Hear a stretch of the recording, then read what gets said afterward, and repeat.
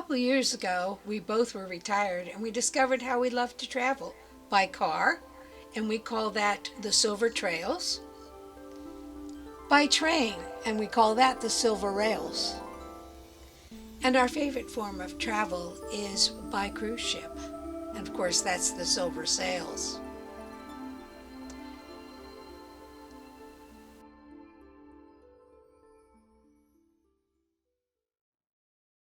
Hello. Today I thought I'd talk to you about how to pack, how to prepare for an overnight stay on the auto train or on any Amtrak train. First thing I thought I'd talk about is what to wear. My advice would be to wear something that is comfortable, something that you can sleep in, but I would also recommend that you wear either a big shirt or a jacket on the train. The air conditioning can get quite cold. And then you can also, if it's a cardigan style of top, you can take it off and use it as an afghan or an extra blanket when you're on the train, especially if you're traveling in coach class. You're not going to get a blanket. If you're in a sleeping accommodation, you get a blanket and you'll get a pillow, so you'll probably be okay. But it's nice to have a little bit of a jacket to adjust to the weather. When it comes to shoes, I would wear kind of shoes that are slip-off. And so if in the middle of the night you have to get up and you want to use the facilities, you can just slide on a pair of shoes and go down the hallway. If you decide that you want to wear a pair of sneakers because you're going to do a lot of walking or because they're just too big to pack inside your suitcase, that's fine. But then I would suggest packing shoes to walk around the train at night. Maybe you want to get a pair of flip-flops. I no longer enjoy flip-flops, but I do like the old isotoner slippers. So if there's any kind of slippers that you want to put on your feet during the trip, that would work extremely well. Now, the other thing that you want to wear on the train is a crossbody bag. When I'm going on a train on a short trip, I'll take something like this because I can fit everything that I need in the bag. I can take it with me everywhere on the train, and it can fit on my lap so that when I'm in the dining car and there are a lot of people around the table, I'm not taking up half a space with it being on the bench, or I'm not forgetting it by leaving it on the floor. I'm going to take a larger trip in about 3 weeks. So I'm also on that trip, I'm going to take a larger crossbody bag. And this again is soft. It can fit. I just put it over my shoulder and I can carry it everywhere with me and not worry about it interfering with my space or anybody else's space. So I'm going to talk a little bit about what you put in that crossbody bag. Okay, so you have your crossbody bag, and the first thing that I'm going to make sure that I pack in this bag are my medications. I'd like to take them in a dose bag, and obviously some people don't have medications, but if you're over 70, you probably do. It's hard to distribute pills while you're on a moving train, so I just have them in the dosage container. How many days of medication do I take? I take enough to get them replaced. If somehow my backup supply of medication disappears, I've got enough time to call my doctors, call the local CVS, and get it replaced. The two important things to remember about taking medications if you're traveling: always bring the original bottles with the dosage and the prescription on them. That way, if you could stop somebody somewhere and somebody wants to know why you have those drugs on you, you can easily show them that you have a prescription for them. If you're not taking opioids or CBD oil, you're probably okay. A big thing to remember about CBD oil is that some of the cruise lines in particular, and certainly some countries, don't want you taking CBD oil into those countries, and they may have dogs that sniff your suitcases, find it, and you'll find yourself either in significant trouble and need to call your embassy if you're in a foreign country, or they can even refuse to let you board a cruise ship if you're carrying CBD oil. Make sure that you read all the directions if you decide that that's important for your health and well-being. The next thing that you need to take, and it seems pretty obvious, is money on the trip. You need it for tipping people. So make sure that you take some ones, some fives, tens, and even a 20 so that you can appropriately tip the people that give you a lot of help on the train. And the employees of Amtrak are really wonderful people. They really give you a lot of assistance, especially if you happen to have silver hair. You get more assistance, I think. Who would it be customary to tip? Number one, the red cap, who will help you on and off with your suitcases. He can be invaluable, make an overwhelming trip become very tolerable. The second person you would want to tip would be the wait staff in the dining car. Now, if you have sleeping accommodations, you get free meals, but it is still customary to tip the person that is serving your meals. They can make your meal wonderful. They always do, even if you don't tip. But I do remember one trip where they announced right after they took the orders at our table that they were running low on butter. And so if you were ordering the flat iron steak with the baked potato, we could only give you a limited amount of butter. At which point the waiter stood up and said, but what we will have unlimited on this train is wine. It was the most amazing dinner I'd ever had. Everybody in the train was cheering, and I don't think anybody had more than 1 or 2 glasses of wine. We certainly had a good time, and that waiter got tipped well. All the wait staff got tipped well that day.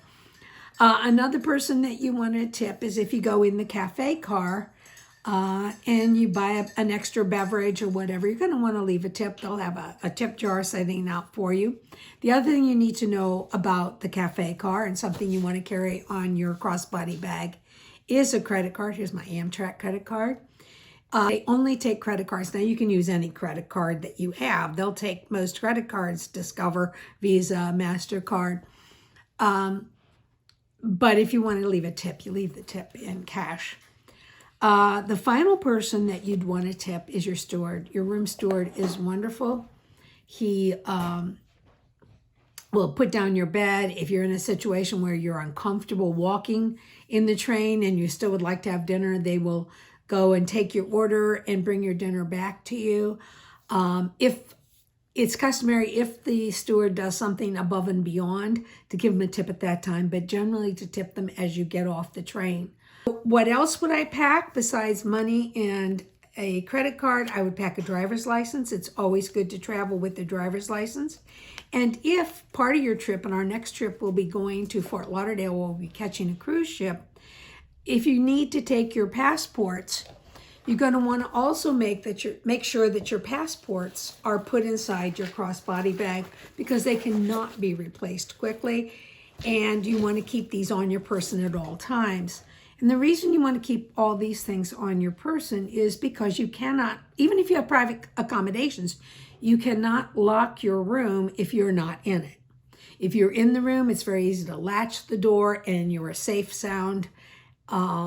But if you are going down to the dining car, or you're going to the cafe car, or just going down to the restroom, you cannot lock your things in your room.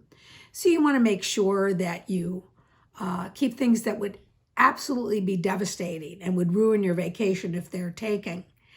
You want to keep those on your body as much as possible during a rail trip. Now, I've never heard of any theft going on trains. But I think it's important just to be a little bit safe rather than sorry. So the other thing that I put in my crossbody bag, not so much to keep it safe, but to make sure that I have it at all times, is my Kindle ebook. And one of the reasons that I'm taking this particular bag, it's a little larger, but I can also fit my entire iPad. So I want to make sure I don't lose that during the trip, and I can keep it comfortably on my body. So if I'm in the cafe car, I can get it out and play solitaire or research or go into Wi-Fi, because there is Wi-Fi on all the trains. The other thing I take is my, make sure that I have in my crossbody bag is, of course, my iPhone. There are some apps that you're going to want to use on the trains. You might want to make sure that you download them before you start. One is the Amtrak app, which is wonderful. And if I get a chance, I will do a video just on how to use the Amtrak app to make your trip on the train more interesting and more informed. But the Amtrak app, you can buy your tickets. The other thing you can use the app for is it stores your tickets. It will automatically, you could just bring up the app and there's your ticket.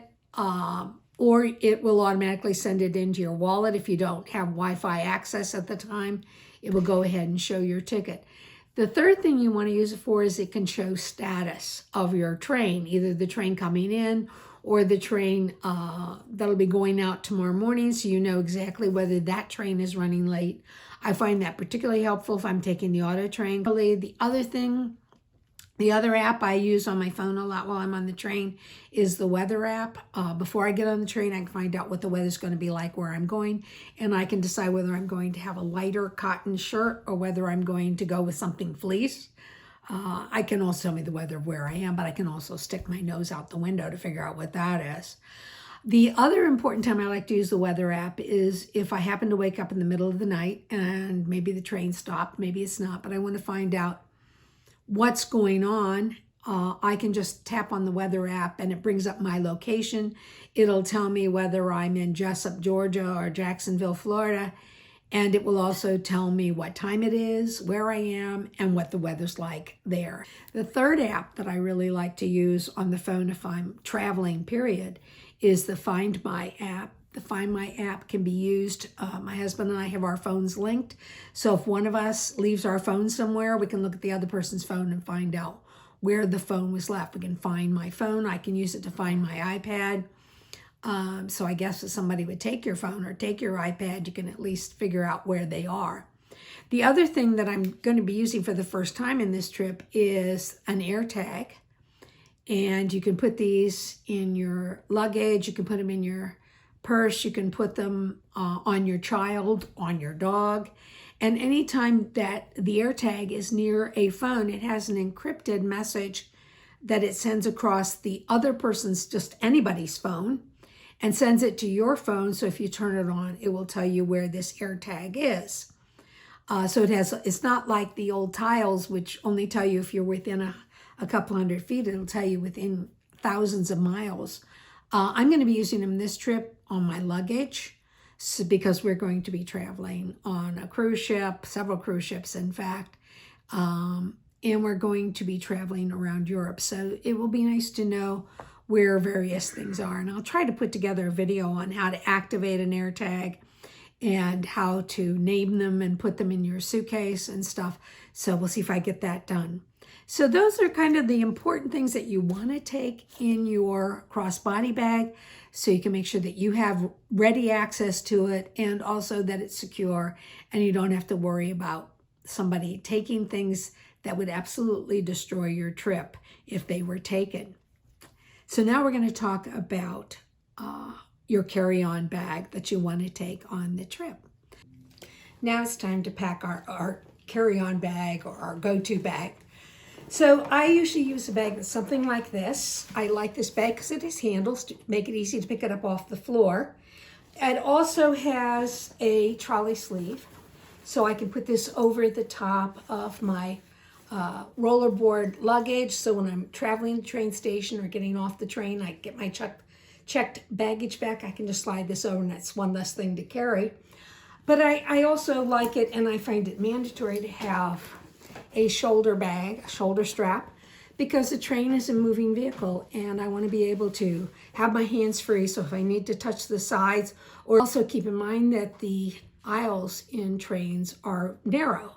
Not as narrow as they are on a plane, but they're still pretty narrow. So if I have a bag like this, I can still touch the seats as need to be to keep my balance, and I can kind of slide this behind my back so I'm not hitting anybody over the head. Now there are lots of different kinds of tote bags and things that you can take. My husband likes to take a backpack. They have the new folding bags that you could actually pack to take on the train, and then when you get to your destination, you can fold it right up, put it in your suitcase so you have one less thing to carry. Now the first thing that I am going to put in my bag is going to be charging cables. And this is my favorite charging cable. If you can find these, get them. Amazon is where I got these. It has the USB, of course, where you put the adapter on, plug it in the socket. And the part I like best is that it has 3 different types of adapters. So I can use the Compact C and I can charge, I think my iPad charges with this. It has the Lightning, and my phone charges with this, and my Kindle charges with an Android, or I like to think of them as the old-fashioned type adapters. Now, because each seat and each roomette or bedroom has pretty much only one outlet, so you can only charge one thing at a time, I also bring along a battery pack. And these are wonderful little devices, and if I turn my battery pack on, you'll see that I have it charged at 76%. The night before I leave, I will charge it, and it's really easy to charge them. You just take your USB, put it to a power adapter, and then take your C charger, and it will start charging up. In fact, it'll probably say input, so you know it's charging up. It'll start flashing when it's charging. And when it's 100%, I can take it and I can pack it away for travel time. So that's very convenient.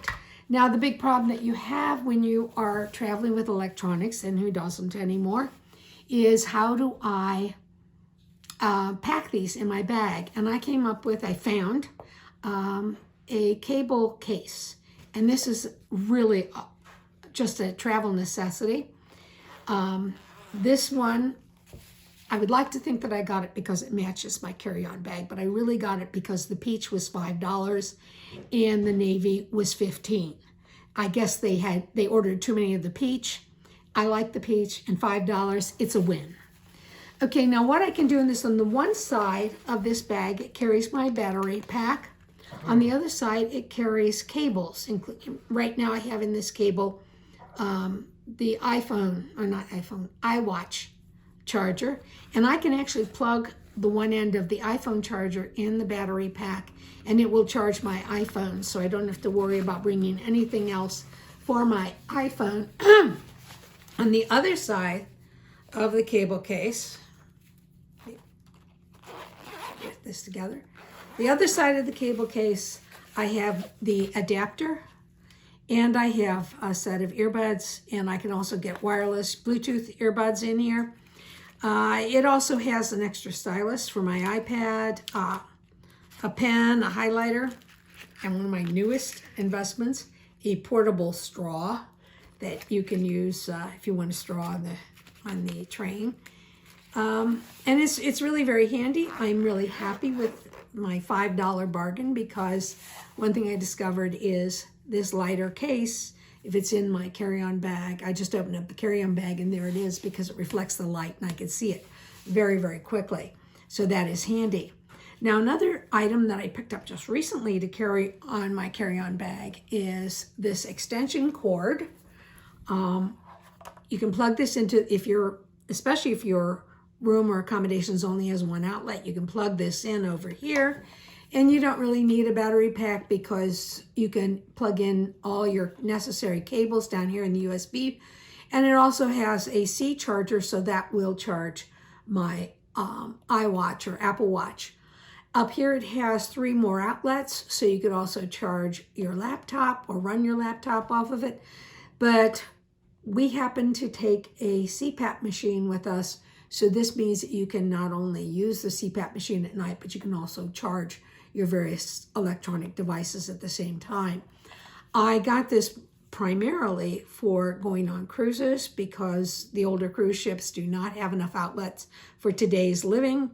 And this one does not have a surge protector on it. And that's important, because cruise ships will not let you carry a device that has a surge protector on it. I understand it interferes with the radio waves on the ship or whatever.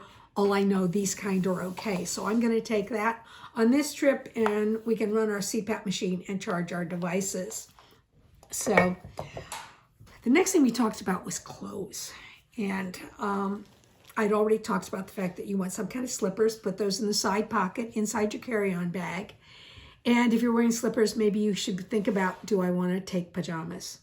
And I have my pajamas here and there, all in my nice Ziploc plastic bag. So I can just reach in my case, pull them out if I want to change into them. The only time I would ever change into pajamas on a train would be if I had a bedroom, which has its own private bathroom in it. Then I might consider it. I did it once. I'm not sure it was worth all the inconvenience of bringing along pajamas, bringing along more of my carry-on bag. But the one thing that you should bring on the train is a spare set of clothes, an extra set of clothes, obviously. Again, I put them in the plastic bag so that I can reach them into my carry-on bag and get them out, and they're all there. Everything I need is right there. But there's another reason why I carry them on a plastic bag. You're going to bring them into the changing room, because trust me, there's not a whole lot of room to change your clothes in those roomettes. And there are changing rooms on the Viewliners. I think, Viewliners, there's 1 or 2 areas where you can change on each car. And on the Superliners, I know there's like 5 restrooms on each car, on the different levels. So the counter is often wet, and I don't really want to get my clothes wet, so I'll put them in a plastic bag. And I will probably put some sort of hole in this so I can actually hang them up on the bag while I am getting ready to change. Now, if you're going to change clothes, you're obviously going to want to bring some sort of hygiene equipment along. If you're in sleeping accommodations, you will get soap, washcloth, and towels. If you'd like to have more soap, washcloth, and towels, just ask your steward for them, and they will provide them. The absolute essentials that I will take for hygiene on a trip are a toothbrush, toothpaste, hairbrush, and deodorant. But I usually just carry all my toiletry bag, and the toiletry bag I can hang right on. I will carry it, make sure it has a hook. I can hang it right on the back of the door of the room while I'm changing, or even. The question becomes, well, on the train, do you take a shower or not? And let me tell you, if you are in a bedroom and you have a shower in the room, it's sort of like showering in a telephone booth that has a toilet in the middle of it. I guess that could be kind of convenient because you could just sit on the toilet and shower yourself. It's not my idea of a good way to shower. The better showers are in the public showers. I've been on a lot of trains and I rarely see anybody else using them. So it's not like there are 50 people using that public shower. There may be 2 or 3 other people on the train that decide to use them. So they're usually pretty clean and they're pretty nice. Certainly as nice as an inside cabin bathroom on a cruise ship. In fact, nicer than that, most of them.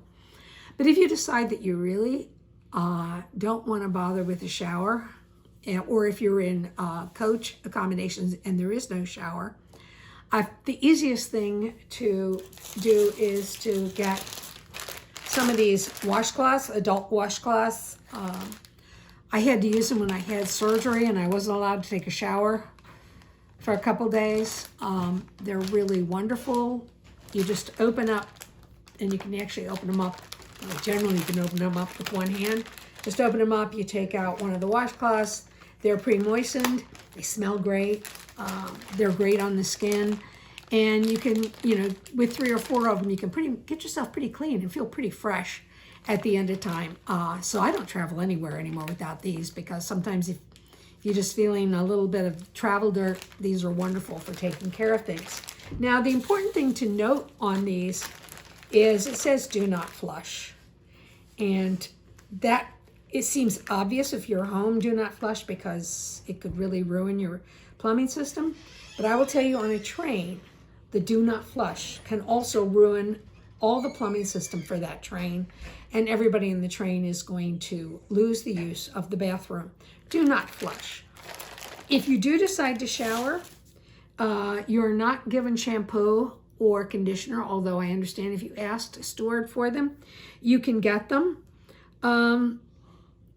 But you can't get a hairdryer. So, either don't get your hair wet or let it dry naturally. I guess you could bring a hairdryer if you want, but I think that might be a problem. It may be too high a voltage for the train. I don't know. The last thing that you might want to think about for your carry-on bag is food. Now, if you're in private accommodations, you get 3 meals a day. They're pretty good. It's pretty good food. It's not gourmet cooking, but it's adequate, it's filling, and quite frankly, it's kind of like home cooking. It's delicious. if you are in accommodations, there are coffee stations in almost every car. That's been my experience. And so you can always go and get yourself some coffee. Now, it used to be you could get coffee, hot chocolate, tea, decaf, a lot of other things on the machines. I'm not sure that's the case anymore. I'm hoping that I think you can still get hot water, but it's more of a dispenser now than a machine. But I do enjoy getting coffee, usually in the morning before breakfast is served, or a decaf in the evening. And one of the things that I've ended up enjoying bringing on the train, I find it worth the extra space in my go-to bag, is my own thermal mug. I would like to say it's because I don't think we ought to ruin all those plastic cups and send them out, but it really comes down to something that is much simpler, although that would be great to be able to save all that. I can take this kind of mug with the handle and I can carry two in one arm, so I can get coffee myself, my husband. I can go down the aisles. I can touch a wall if I start to lose my balance. I can open the door with my hand while I'm carrying these in one bag. They also have a lid. Now, the alternative to that, the coffee on the train is very hot. And generally what people do, they take two of the plasticized coffee cups, the disposable cups, and then they put a sleeve on it. Then they fill it up with coffee and they snap the lid on. And 90% of the time, the person squeezes the cup a little bit too hard. When it hits a bump, the lid pops off and they get hot coffee on their hands. Trust me, I know somebody who did that. Now, one of the big advantages, or disadvantages, I should say, of carrying one of these is they take up room in your go-to bag. For me, it's room well spent. I can use the inside to put socks in there or something else that will fit uniquely into this kind of space. Or I can be real creative and I can put a small stash of something important in this cup. Now, from the cafe car, I can get wine, I can get beer, I can get a soda, but sometimes I'm in the car and I'm hunkered down, the bed's been put down, and I sure would like a little bit of red wine. If I have some in these, I'm good to go. So it's kind of important. Sometimes we've taken them along and haven't even drunk the wine. We've always used the mug.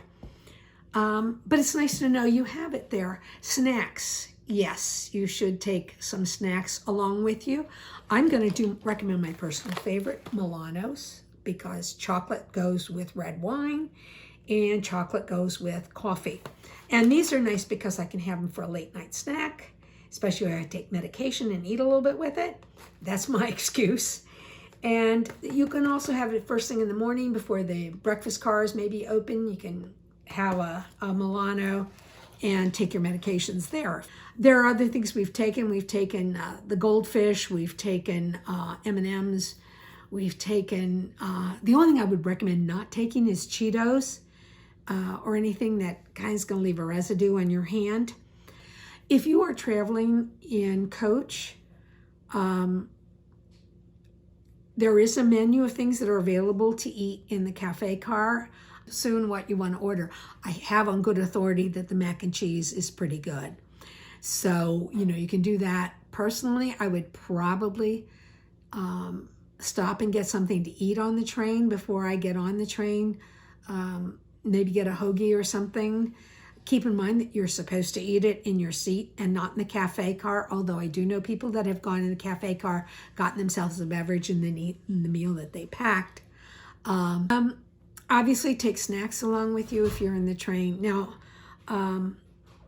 Amtrak suggests that you take baby wipes with you. And the only other thing I think that I would bring would be, let me see if I can, they are a deck of cards, your iPad, some knitting that you want to do. If you're traveling with a family, some Uno, or maybe a Yahtzee situation. If you're playing Yahtzee, make sure you have used the lid to catch your dice, because I know somebody who had to crawl underneath the table to get those dice out of there. So, use your imagination. What are things that you like to do with other people? Solitaire is always good if you're traveling by yourself, or my favorite, of course, is my Kindle. I wouldn't travel without the Kindle. My husband likes the Kindle and his crossword puzzle books, Sudoku book, whatever you want to do to help pass the time. The big thing to remember on train travel, especially if you're going on a long distance train, is just to relax, enjoy yourself, enjoy the scenery. I would appreciate if you'd let me know whether this video was helpful, because if it is, I will do more.